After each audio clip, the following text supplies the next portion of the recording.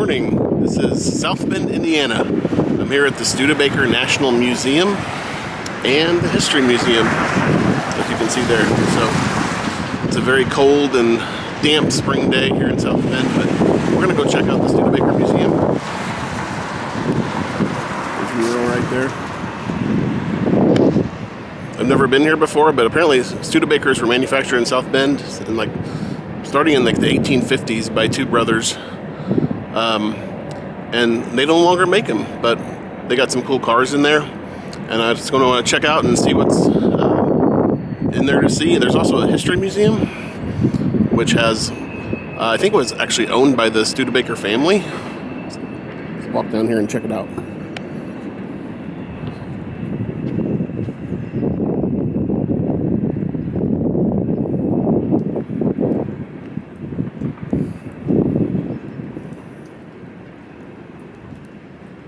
Kind of a cool downtown here.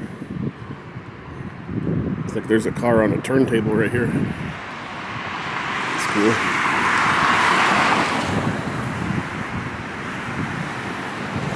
Studebaker was defunct, I think in 1966. It went out of business. So, but they made some good looking cars.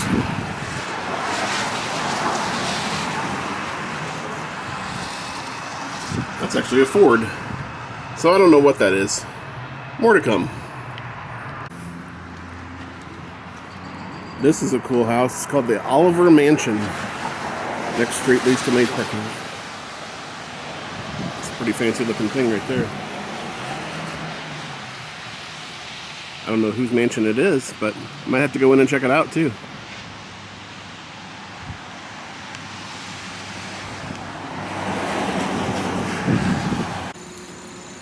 So there's a lot of cool architecture here in this town.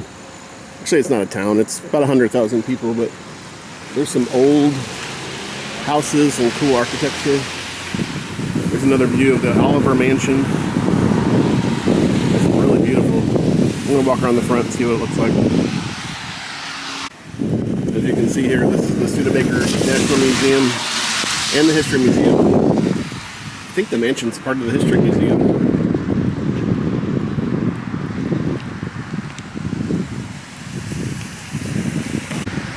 There's another shot of it there. It's a pretty awesome looking place.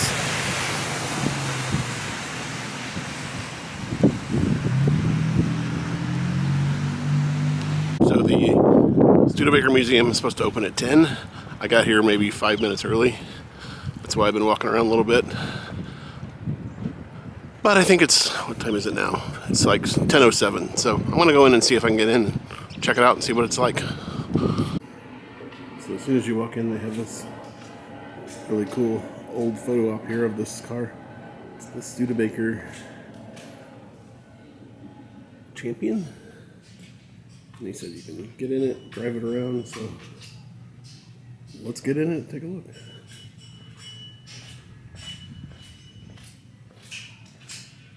There's the front end. Alright, we're getting in. Whoa. Check out this car.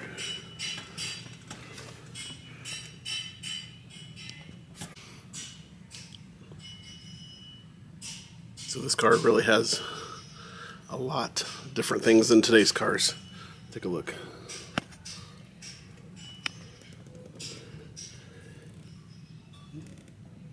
It definitely was a different time back then. It's convertible. Riding around this big old steering wheel. Pretty crazy. It's actually a 1950 Champion convertible.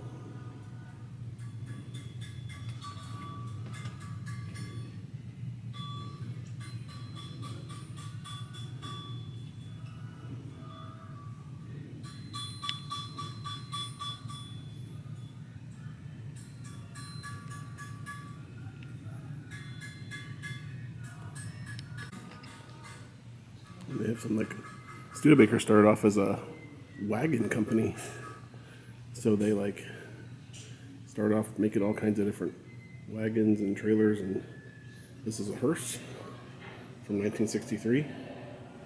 These poor people didn't fate the best here, did they?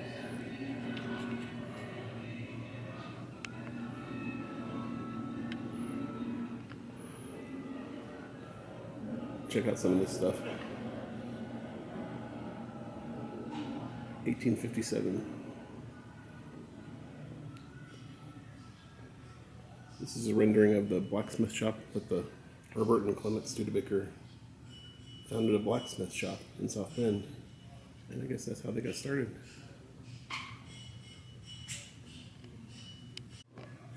This is cool. This is a 1905 Studebaker sleigh. So I guess you could dash through the snow with a horse-drawn sleigh. In style, of course. It's pretty awesome.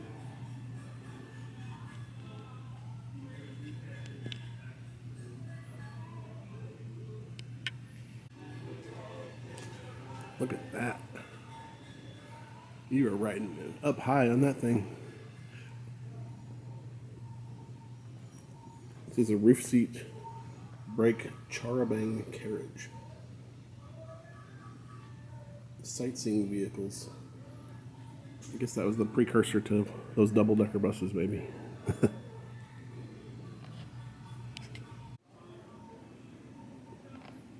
Studebaker Jr. I guess you could like make a little wagon. They made wagons for your kids to play around in and pull around in. Pull your kids in those. Pulled by a goat.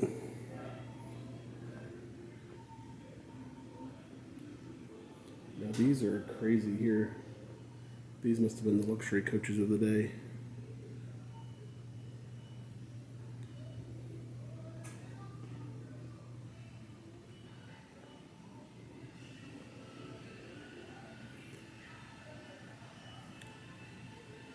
This is what I was kind of wanting to see here the most. These are the bank presidential collections. So Studebaker made coaches that carried the presidents. This was actually the carriage that they took President Kennedy or President Lincoln in. Studebaker Jr. I guess you could like make a little wagon. They made wagons for your kids to play around in and pull around in. Pull your kids in those. Pulled by a goat. This was President Ulysses S. Grant's Landau Studebaker carriage.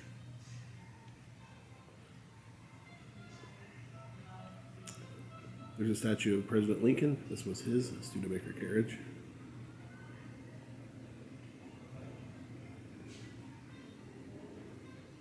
President Lincoln's barouche.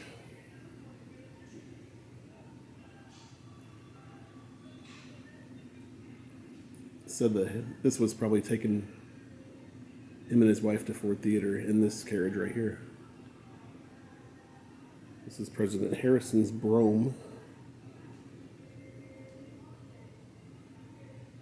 Definitely reminds you of like the movies when they pull you with the carriage and the person is riding in the back, all regal and everything. That's pretty cool. Look at like they had like the torches on the outside of it. So much different than today. President McKinley's Phaeton.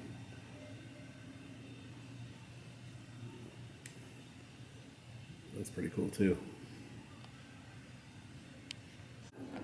Studebaker even made an electric range. Model 8920.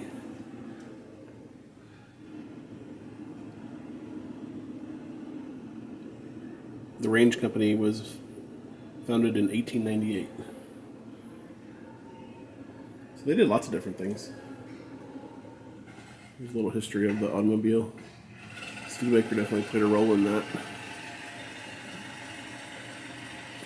Along with, Henry Ford was the one that gets the glory, but it looks like they played a pretty active role in that process too.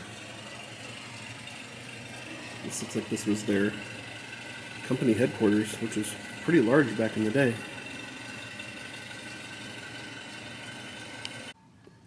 This was a road race trophy from 1911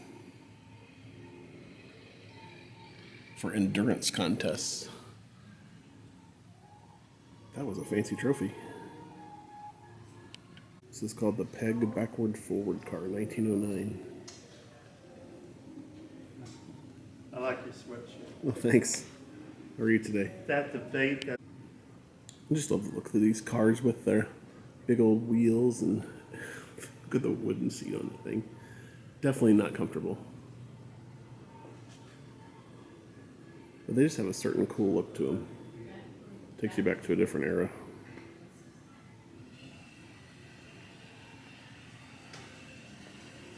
This is the backward forward car. It's called the backward Peg. forward car. Well, this was called the 1912 Flanders. This was their entry level. Doesn't look too entry level to me, but it's pretty cool looking. I like the blue color. Over 30,000 were built from 1909 to 1912. The price when new was $1,000. I'd buy that for $1,000.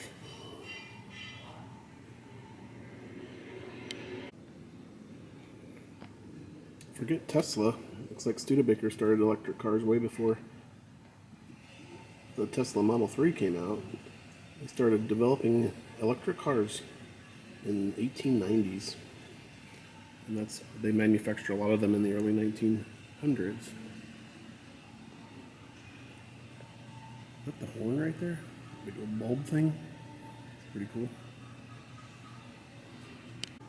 This is the 1904 Studebaker Model C. It's the oldest surviving gasoline-powered Studebaker automobile. Wow. That thing is fancy. And old. By the way, when this was new, the price was $1,600. That was a lot of change back then in 1904. Just think about the World's Fair, St. Louis World's Fair. A lot of things happened since 1904. No, I love this row here. These are some pretty awesome, fancy looking cars. Check out the hood emblem there. Lots of cool. Look at this one. That is amazing. You can see like Daddy Warbucks pulling up in that Corolla DeVille. Look at those white walls. Love that thing. 1932 President Convertible Coupe. Price when new, $1,940. Wow. I'm just getting started, but this place is set up really cool. And we're like one of the only people in here, but just like how everything's set up and they let you roam around, and this is a very well done museum. I'm only on the first level. This is only the first thing I've seen. That little neon car there, that neon sign, Studebaker cars.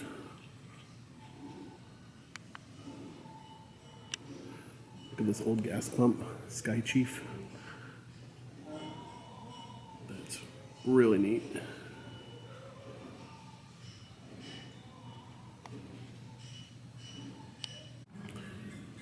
Studebaker always had some financial difficulties over its troubled career. Looks like they filed for bankruptcy a couple of times, but I guess it was just really hard to keep up with the big three. You had Ford, General Motors, and Chrysler. It was hard to get their foot in the door with the market share. So much competition and everybody's trying to innovate, and I think they just went bankrupt after a while, and obviously the Depression hit them really hard.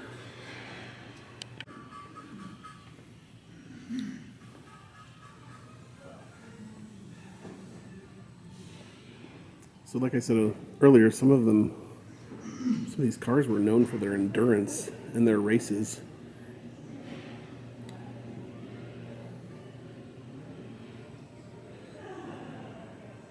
This car is called the Big Six, and it logged more than 900,000 miles in less than 2 years.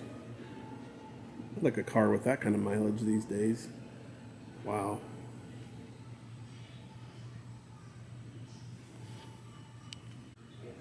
Look at the seats in there. That little, almost looks like a little office chair right in the middle of it. 900,000 miles, almost 1,000,000 miles on this car.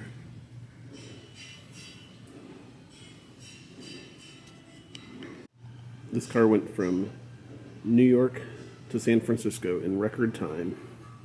It arrived in 77 hours and 40 minutes. Covered 3,302 miles. And this was the car that did it. So these were like really big for endurance races and things like that. So that's a long drive. Wonder if they had to stop for snacks at a gas station. There it is. This car driven by Al Jenkins. Left New York City Tuesday, August 30th at 8 p.m. Arrived in San Francisco Friday, September 2nd at 10:40. Elapsed time was 77 hours and 40 minutes, 3,302 miles. This Studebaker was manufactured as a child's hearse. It looks like they took some special care in it because infant mortality in the 20s was rising, so they wanted to make special vehicles for the funerals for these children. So it's really interesting. It was owned by a funeral home in Brazil, Indiana.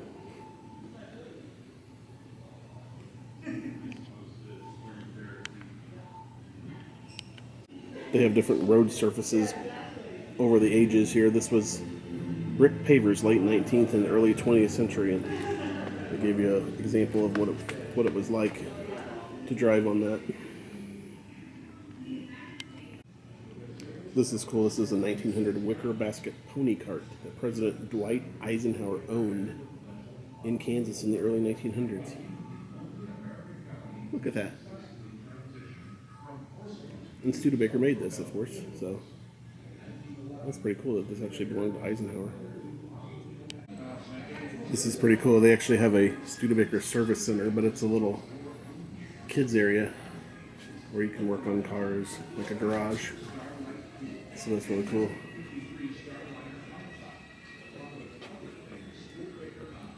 Got the tires, and they've got the engine open here. You can test the engine. That's pretty neat. This is that car I saw from outside that was going around on this platform.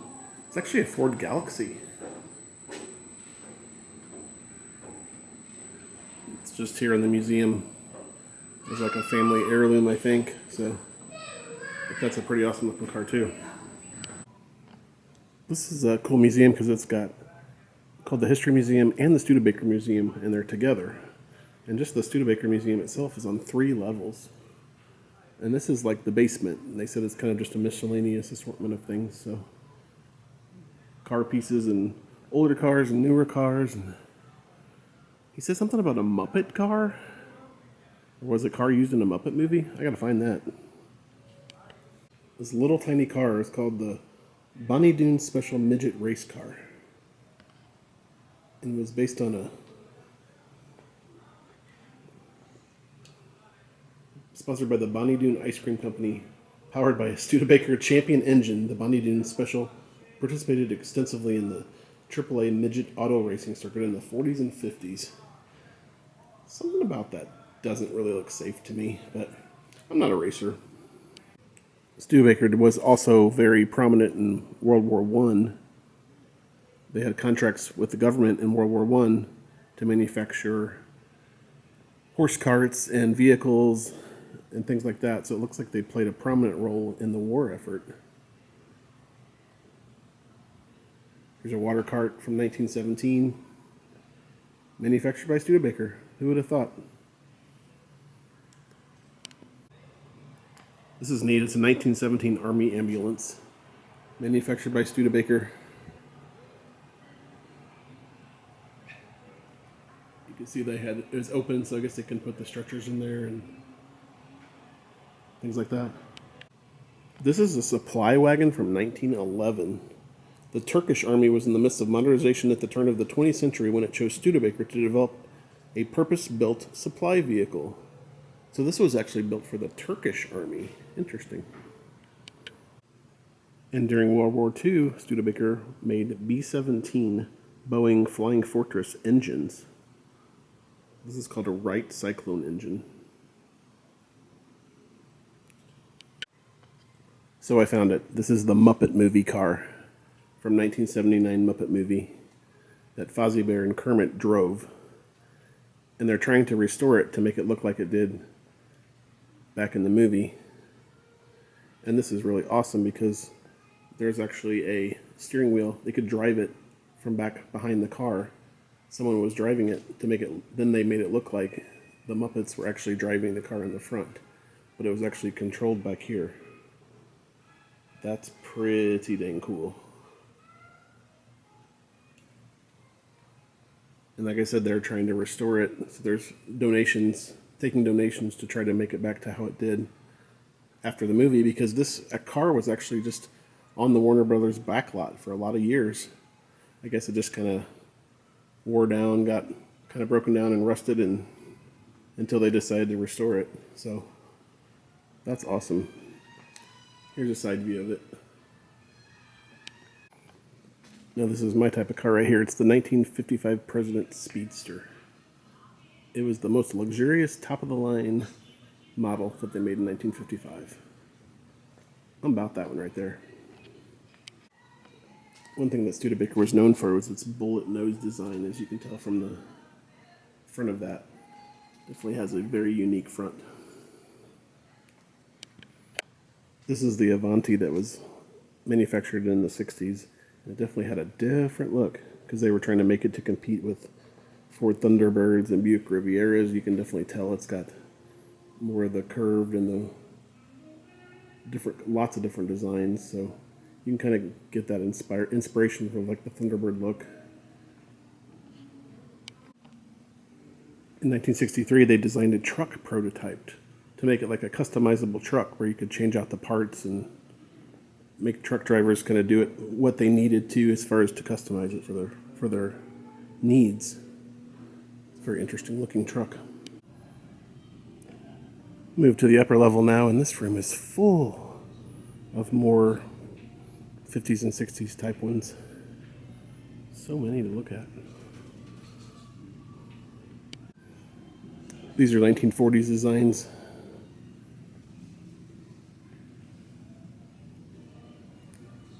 Check out that fire truck. South Bend fire truck from 1928. You may be surprised to know that it was actually made by Studebaker.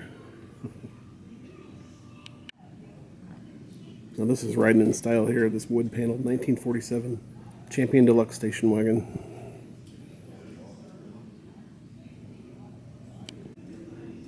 Look at this mail van from 1963.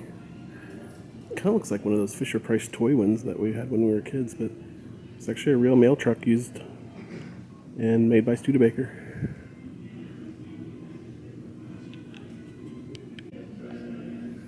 This is the 1964 Studebaker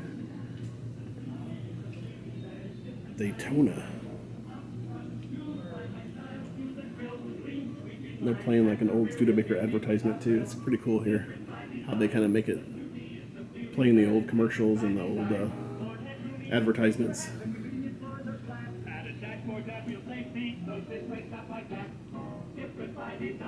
That's the commercial plan.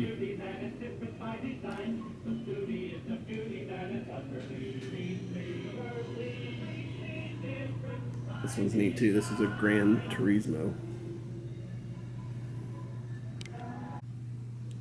Check out this truck right here. I like this a lot.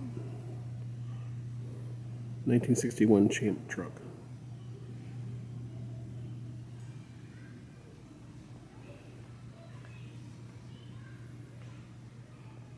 Look at this white car. That is really cool too. Yep, I was gonna guess 1957. Definitely had the Chevy Bel Air 57 Chevy look to it, with the flares and definitely that type of air car. They made it look really cool in here, like you're at a 50s drive-in with the lighting and the stalls, the drive-in stalls, and the menu. They even got a jukebox over here and like a lunch counter with the stools. They made it look really neat. There's the menu. $1.80 burger. I'd take one. Of course, put with the cars, the Studebakers in here makes it look real authentic.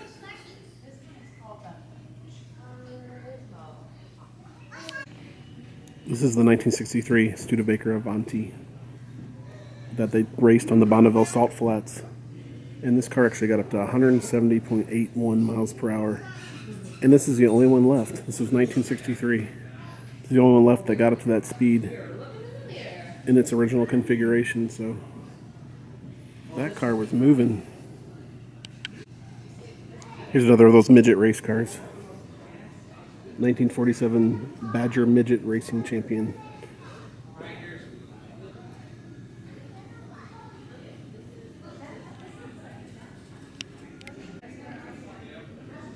This is the first Studebaker car that actually broke 200 miles an hour.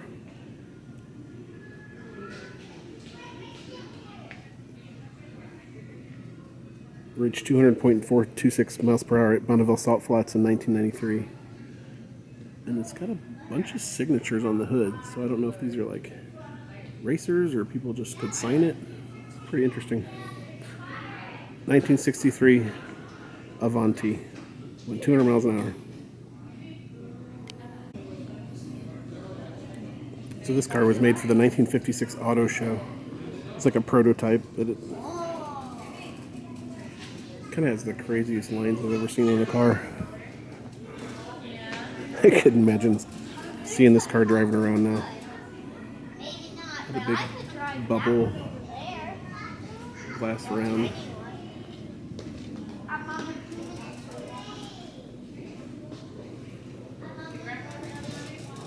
Look at those fins on it too. Here's some pictures of it at the auto show in 1956.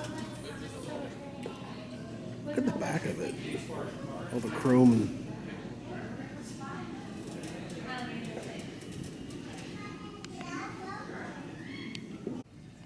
I just want these cars. This is really cool. This is a 58 hardtop. Maybe I'm living in the wrong era.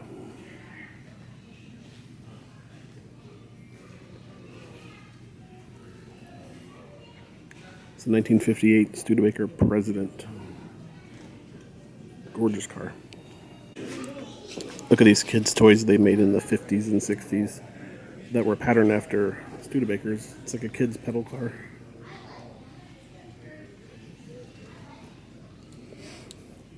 The Giordani Toy Company of Italy made this to look like the Studebaker. There's the bullet nose front, and the rear view mirrors were adjustable, and it had tires, and they definitely made it look like a Studebaker. This is the 1953 Studebaker Starliner. It says it was referred to as one of America's most beautiful cars, and it's gorgeous.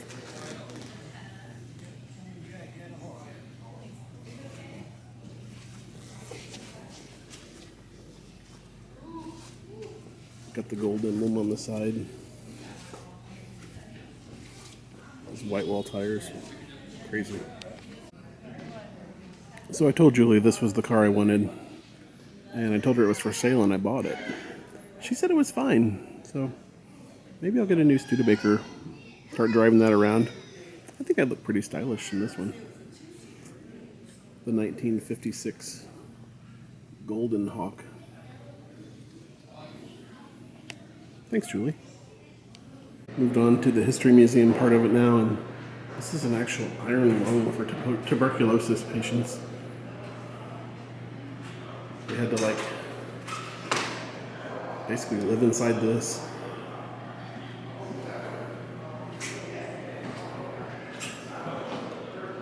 From 1952.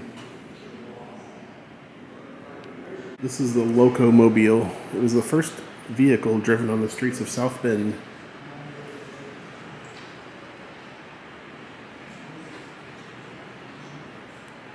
And there's a picture of it right there.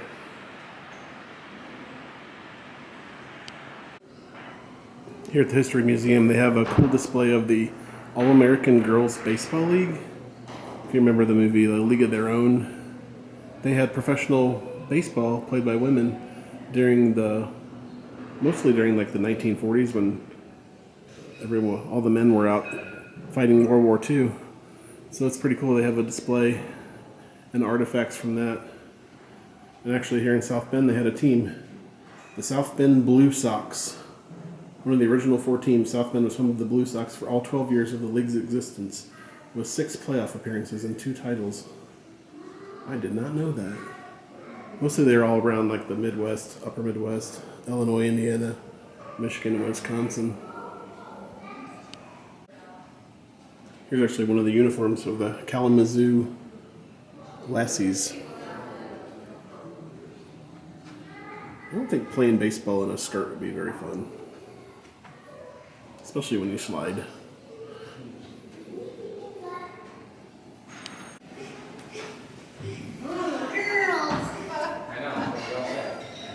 There's actual photos of the actual teams.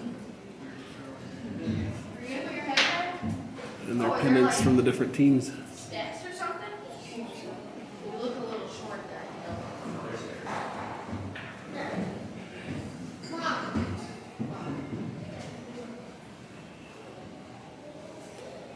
The Rockford Peaches is what the movie A League of Their Own was based on, the team where Tom Hanks was the manager and Gina Davis was the main player of that. And it was an actual team. They have shirts that they're selling that says "There's no crying in baseball." They have some actual behind-the-scenes photos from the making of the movie A League of Their Own, which is pretty cool.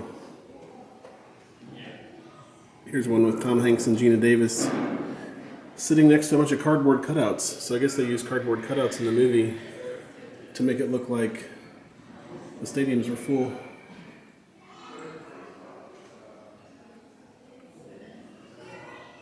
There's old grouchy Tom Hanks right there.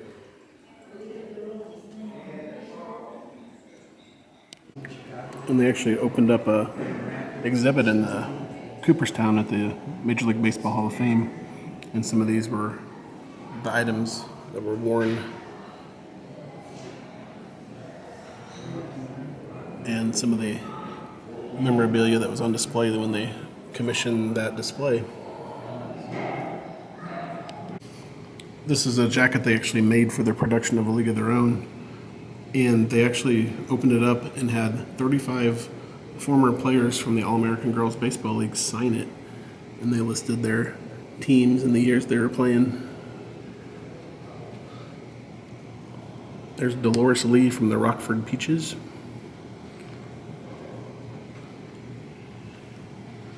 And they actually made some bobbleheads with some of the players too. Actually, for they just represented the different teams. There's the South Bend Blue Sox. There's a t-shirt with Penny Marshall's, who is the director. Her signature on it, right there.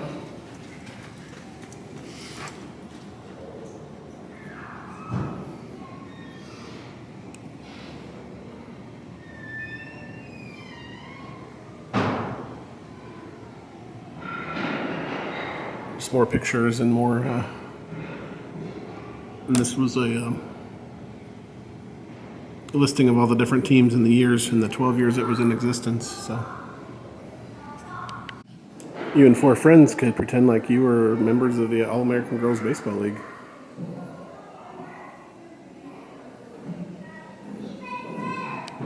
This is some artifacts and furniture on display from the 1830s to the 50s, and this is a melodeon, which is like a pump organ owned by William Miller, and it was transported by wagon to area social events. So I guess that was, now that we have phones that stream music, Bluetooth speakers, you had to transport your organ to parties these back in those days, back in the 1850s. Here's some displays of industry. Had a anvil, a blacksmith shop, a bellows, the first post office was commissioned in 1829. So you have some artifacts from that, blacksmith pieces, the spinning wheel.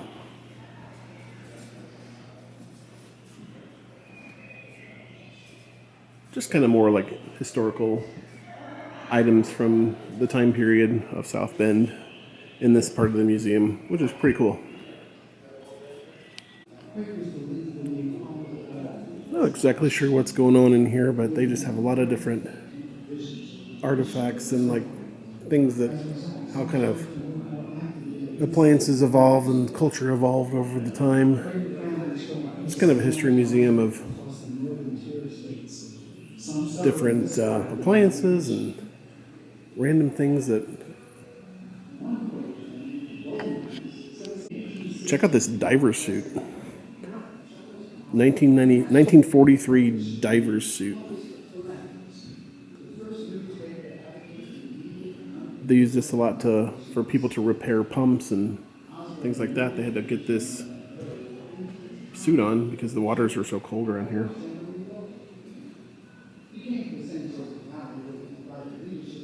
In Mishikawa, which is close here, which is right next to South Bend, they had the Ball brand factory, which I think Ball makes glass and different things like that.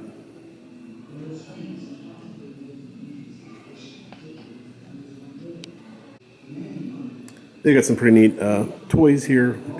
That old phone, Mickey Mouse guitar. Of course, you got the 80s kids, Rubik's Cube, Ninja Turtles.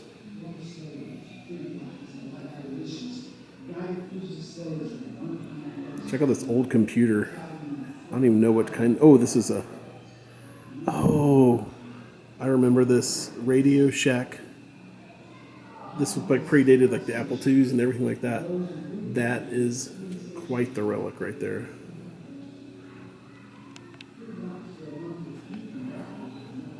Can you believe that that's what we had for computers back then? Oh, I had this when I was a kid right here. This was in my house. Apple IIe. I think I had an Apple II Plus, but this was like cutting edge computer at the time, and it really didn't do anything. Had no memory, no power. Had to use those big old floppy disks that always messed up. So this is crazy. And we got some various bathroom appliances here. We got very interesting looking toilet. Fancy clawfoot tub. There's the clawfoot. I'm not even sure what that is back there. Maybe if I read the sign. Please do not touch items in the exhibit.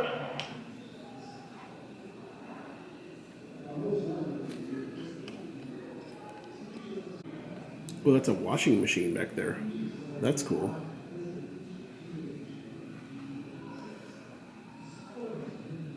This old school Singer sewing machine. That's got to be really old. I've never seen one of these before. This is called an orchestrion. Electrical musical device that plays multiple instruments when a nickel is deposited. The unit includes a piano, a tambourine, a xylophone, triangle, tambourine, and castanets. Plays perforated piano rolls similar to a player piano. Dr. Donald and Joy Chamberlain paid $11,000 to have this unit restored in the 1960s. It's called an orchestrion. And there's like the instruments in there. You can see the tambourine and the. That's really weird. They have a section that's based on like weddings and history of weddings and different wedding styles, and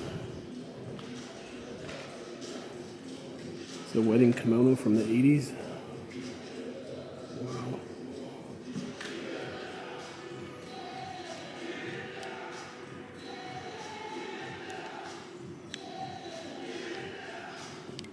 Some traditional Vietnamese wedding outfits.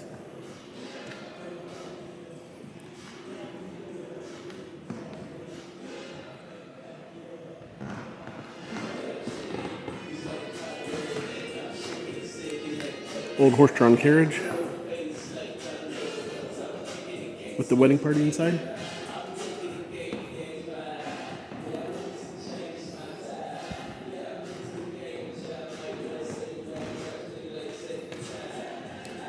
All these mannequins look pretty dapper. This was Amish wedding. Okay. That's what I was wondering.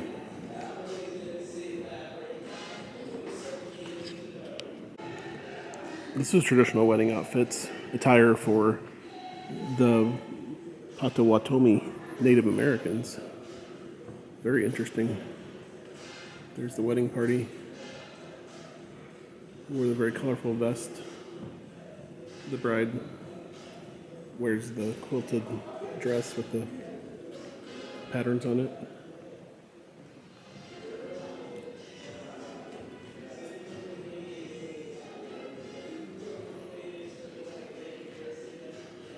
These are all very interesting.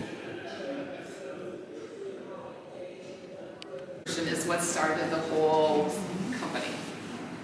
The original, the patriarch of the family, James Oliver, came here from Scotland at age 12. This is a photograph of him as a young man. He had a variety of odd jobs when he came to this country.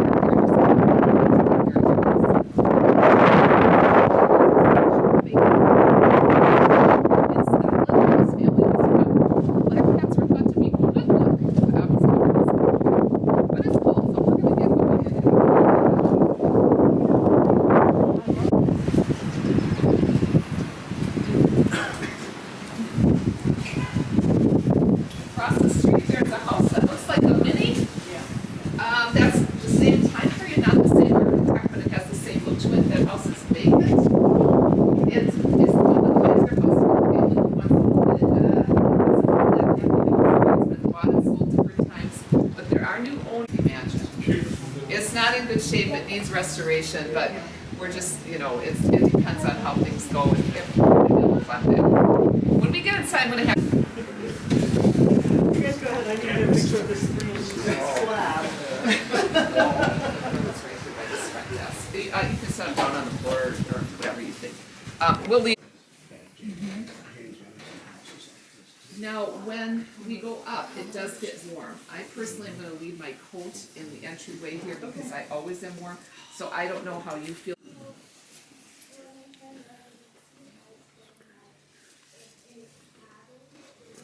This is the Oliver house. Like a big old. We've got two sets of doors here, 3 inches thick. When you look at our surroundings, you can realize that this was a wealthy family, but JD and Anna were not showy people. They were not about entertaining on a grand scale. Yes, they own many treasures.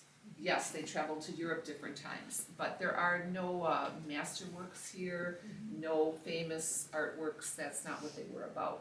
So they shopped in Chicago a great deal. You at the library. This room is the library. We would equate this to maybe our family room or a den. This is where the families spend time in the evening. And just the family member picture frame with the lavender. JD and Anna actually met at a Studebaker party. This family were contemporaries with the Studebaker family. And I don't know if any of you are familiar with Tippecanoe Place. Up the street here, 3 blocks about, on the right, there's an even bigger mansion. That was the family home of the Studebakers. It's now a restaurant, and it's called Tippecanoe Place. So the families were contemporaries. Said call the butler to serve the next course, or if the family needed something, directly across from us, that opening is to the butler's pantry, where the food would be served from. At one time, there was a chandelier. The mistress of Kopsha home, that's the name of the house, she felt it was too dark. So, 17 coats of varnish were stripped here. It was bleached and refinished. This project took more than 2 years. So actually, the whole refinish there took longer than building the house itself. Wow. But she might have been kind of on the right track because there's not a lot of natural light here. This is a fairly dark space. However, it was a major project. Do you know when that was, what time period? In the 30s, The 30s. Okay. yeah, after her parents had died. It's really striking the difference. Took voice lessons in college, so she at least was a musical person. And then in that room, look on the left and the right, there are carvings on the walls, actually one piece separated left and right. It's called a frieze, F-R-I-E-Z-E. It is plaster that has been carved. The Olivers saw something like it in Italy, and they admired it so much they had a replica made for their house. And it depicts Psalm 150 of the Bible, which speaks of praising the Lord with different instruments. So the instruments that people are holding are mentioned in that scripture. The piano was a 1930s Steinway. Cool.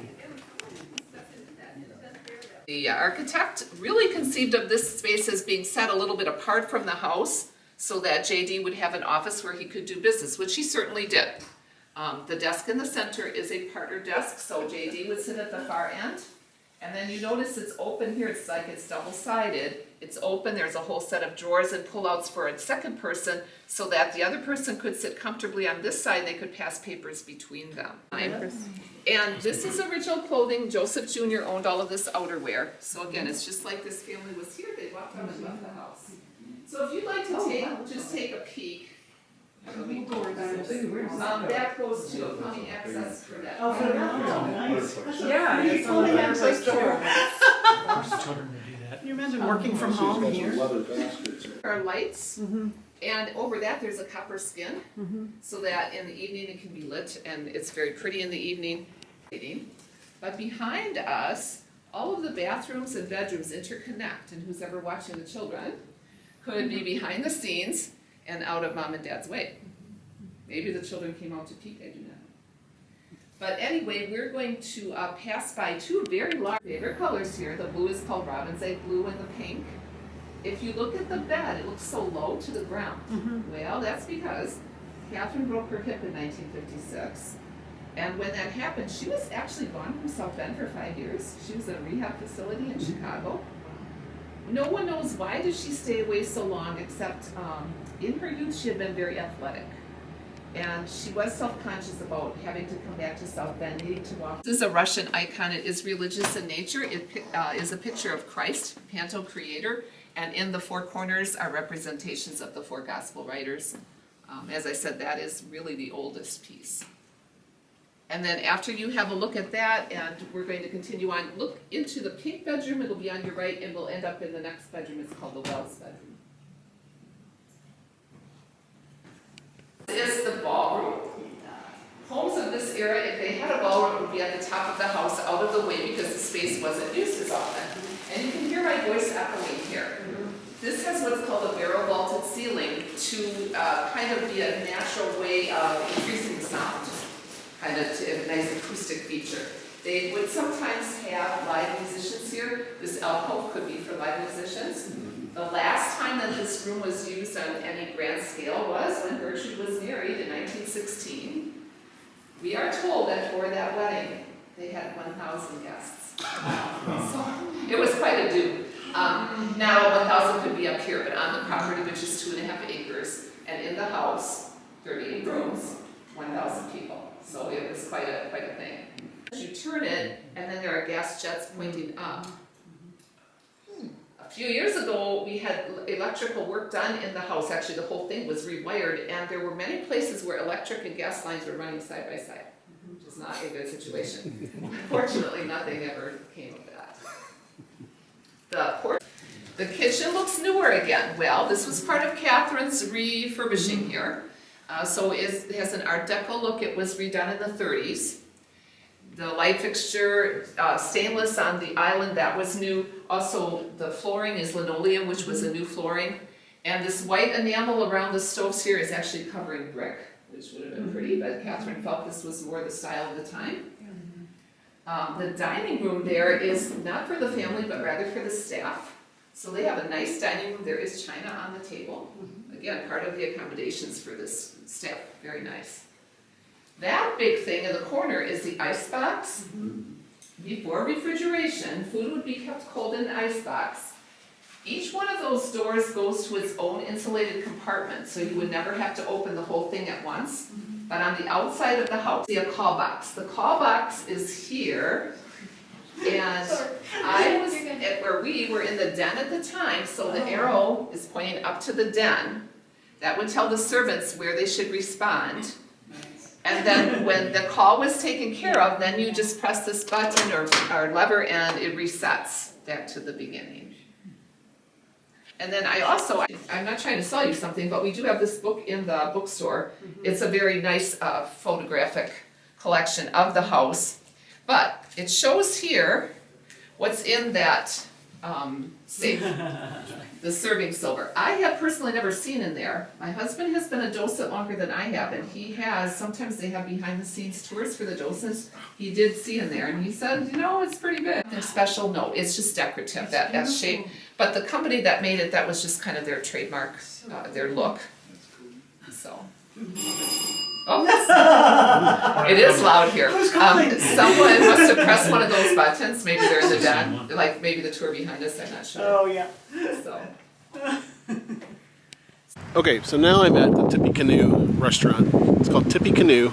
This actually is the Studebaker family mansion. The Oliver house that I just toured was not, but this is more grand. It's now serviced as a restaurant, so thinking about maybe going in and eating there, but I don't know how fancy it is. I might want a hot dog instead. But as you can see, it's very stately in that same sort of style.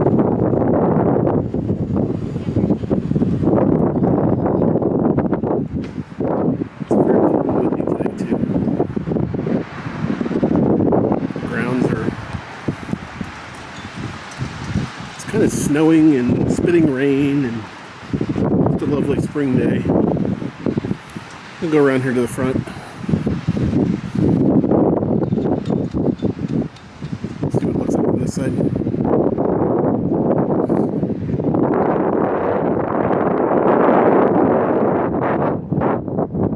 It's hard to get it all in frame, it's so big.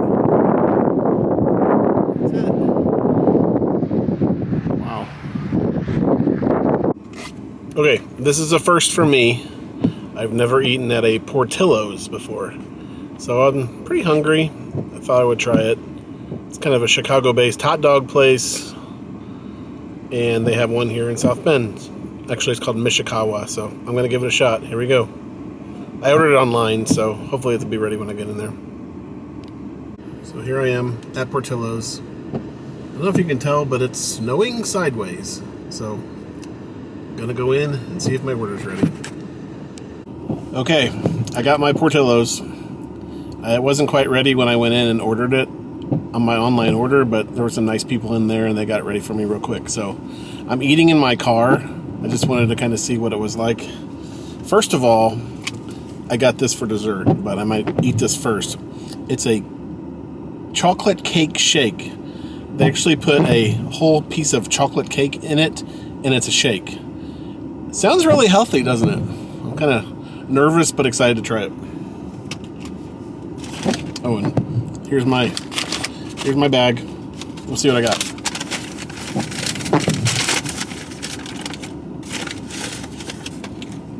Crinkle fries.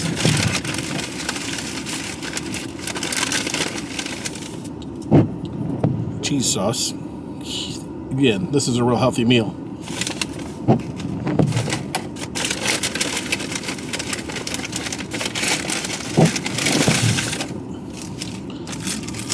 Oh my gosh, this is so messy. Oh my goodness gracious. This is a mess.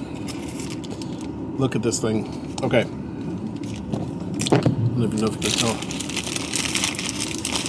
It is a cheese.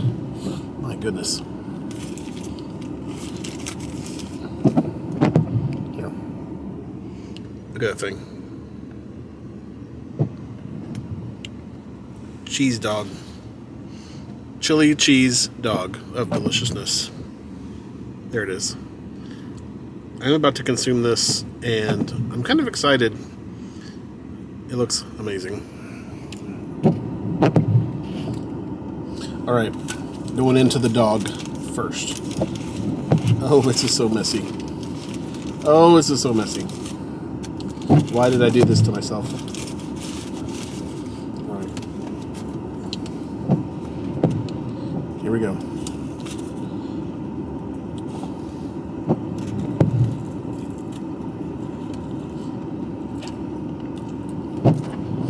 Yeah, that's good. One problem, there's no napkins. But this is amazing. Ah! I might have found, well, a piece of toilet paper that's in Nick's car. Not used toilet paper, but it's going to serve as my napkin. Alright, I'm going to eat my food. I'm not going to record myself the whole time, but I just wanted to try Portillo's for the first time, because when you're close to Chicago, I know there's other locations, but I figured this would be a good dinner to try. Alright, I'll let you know how it is. Here's the inside of that shake. You can see the little bits of cake in there. It's really good. It's really weird, because you're not expecting to get like little cake pieces when you drink your shake, but I'm all about it. And here's my cheese and french fries, crinkle cut fries, cheese sauce. It's pretty good too. And I might be eating like 1,000,000 calories with this, but hey, I didn't have lunch or supper, so this will be both.